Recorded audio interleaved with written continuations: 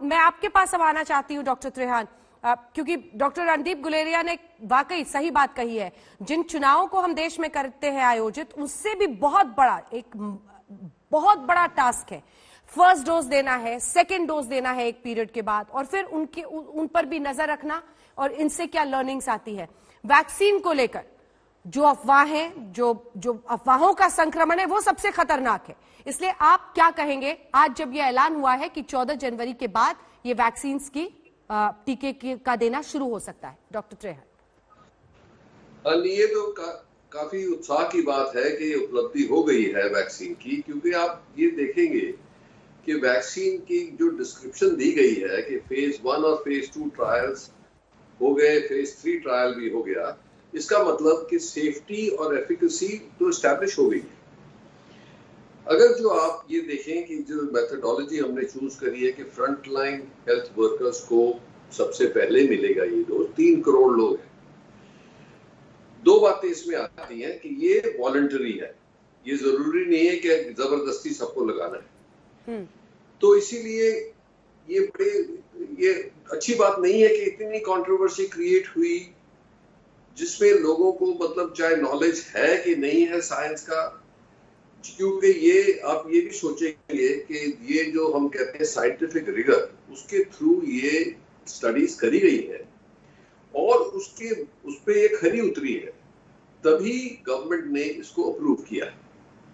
अब आप ये भी देखें कि जो इतनी हमारी एजेंसीज हैं, अगर जो वो एक्सपर्ट पैनल थी, DCGI है, ICMR है, सबके इनपुट, डॉक्टर गुलेरिया के भी सारे इनपुट्स हैं, डॉक्टर पॉल के भी, इन सब की कोई रिस्पॉन्सिबिलिटी बनती है। ये अपना नाम किसी पे ऐसे नहीं रखेंगे कि भाई इसका तो कोई शक है कि ये सेफ है कि नहीं। जब हमें इतना पता लग गया कि इसकी सेफ्टी ट्रायल्स हो चुकी हैं और अभी तो जैसे एस्ट्राजेनेका इज अवेलेबल, और उसका डेटा इंडिया में ही नहीं कई कंट्रीज में हुआ है और यूके ने उसको ऑलरेडी अप्रूव कर दिया है। और उसकी दूसरी जो हमारे को कॉन्फिडेंस है कि जो सीरम इंस्टीट्यूट इसको बना रहा है, वो दुनिया का सबसे बड़ा वैक्सीन मैन्युफैक्चरर है, और उनकी ये आज से नहीं कई डेकेड से, तो उनकी रेपुटेशन भी ऑलरेडी काउंट करती है। तो इसीलिए अब जो front line health care worker है, जो सारा टाइम इस खतरे में है कि उनको हो सकता है, उनकी फैमिलीज को हो सकता है, उनके बुजुर्गों को हो सकता है, उनके लिए अगर जो आप रिस्क बेनिफिट रेशियो निकालेंगे तो ये जायज है कि इसका बहुत फायदा होगा उनकी प्रोटेक्शन के लिए। अब ये बात सही है कि जैसे जैसे ज्यादा से ज्यादा लोगों को लगेगी, कोई अगर जो शंका रह जाती है वो भी शंका पूरी हो जाएगी जैसे लोगों को लगेगी, और पता लग जाएगा कि सेफ्टी से चल रहा है, उनकी एंटीबॉडीज बन रही हैं, और कितनी देर तक चलेंगी वो भी टाइम बताएगा।